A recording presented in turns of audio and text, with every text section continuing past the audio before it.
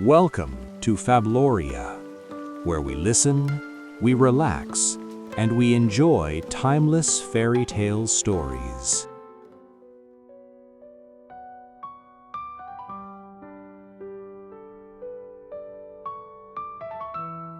Far beyond the edges of ordinary maps, in a land wrapped in mist and legend, there existed a peaceful kingdom known as Lumeria. The air there carried the scent of blossoms, and rivers flowed like silver threads through emerald valleys. The people of Lumeria were content and joyful, for their rulers, King Arion and Queen Selene, were gentle, wise, and deeply loved by all. Markets were lively, children played in sunlit courtyards, and the palace gardens bloomed in every color imaginable. Yet behind the palace walls, there was a quiet sorrow that no festival or feast could erase. The king and queen had no child. Each evening, they would climb the highest tower of the palace, gazing at the stars and whispering prayers to the heavens. They wished for a daughter, someone who would fill the palace with laughter and continue their lineage. One golden morning, Queen Selene approached the king with tears of happiness in her eyes. Her voice trembled as she said, "My love, I feel it in my heart. Our prayers have been heard. I am going to have a child." King Arion's heart overflowed with gratitude, and he ordered the entire kingdom to celebrate. Bells rang, people danced in the streets, and artisans decorated the palace with banners, lanterns, and garlands of flowers. Months passed, and spring arrived with a burst of color. On a morning when cherry blossoms floated through the air like snow, a baby girl was born. Her eyes were as clear as the summer sky, and her smile seemed to carry the warmth of sunrise. The king named her Lyra. The birth of Princess Lyra became the greatest celebration Lumeria had ever known. To honor the newborn princess, King Arion invited all the benevolent fair folk from distant lands to bless her with gifts. The fairy of aroma stepped forward first and whispered, "Wherever this child walks, the air will carry sweetness." The fairy of joy touched Lyra's tiny forehead and said, "Her laughter shall heal weary hearts." The fairy of compassion added, "Her soul shall be filled with kindness, so she may bring comfort to others." One by one, many fairies offered their blessings, filling the palace with shimmering light. However, there was one fairy the king chose not to invite, Ignara, the earth sorceress. She was feared for her volatile temper and destructive magic. Arion believed her presence would ruin the celebration. When Ignara discovered she had been excluded, her fury shook the skies. Storm clouds gathered, lightning flashed, and flames spiraled across the horizon as she descended upon the palace. Wrapped in blazing crimson fire, Ignara stormed into the great hall. The laughter stopped, and silence fell over the crowd. Her eyes burned with rage as she shouted, "So you celebrate without me? Then hear my curse. This child shall live only in cold and frost. If sunlight or warmth touches her, her life will end in an instant." With that, she vanished in a whirlwind of fire. Princess Lyra's skin turned pale, her breath faltered, and panic spread through the palace. King Arion held her in his trembling arms, unable to understand how joy had turned to tragedy. Just then, a soft glow of pale blue light filled the room, and the frost guardian, Lady Glacia, appeared. Her presence cooled the air, and her voice was calm and gentle. "Do not despair," she said. "My blessing has not yet been given." She raised her crystal staff, forming a ring of ice around the infant.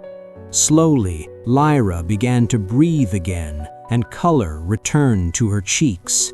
The queen collapsed in relief. "But the spell is fragile," Lady Glacia warned. "If the ice melts, she will perish.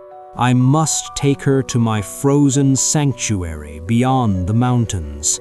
Only there can she survive." With tears in their eyes, the king and queen agreed. They kissed their daughter and entrusted her to the Frost Guardian, who carried Lyra across endless snowfields to a palace carved from ice and crystal. In the frozen sanctuary, Lyra grew up surrounded by shimmering halls and sparkling sculptures. Though the palace was cold, it was filled with gentle magic. She had one constant companion, a small, curious snow fox named Nico, who became her closest friend.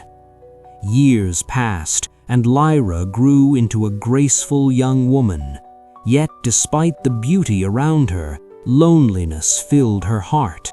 She often gazed through the icy windows and whispered, "I wish I could see my parents just once." Nico would playfully leap around her to lift her spirits, but even he could not erase her longing. One day, a young traveler from a distant kingdom arrived in the frozen lands.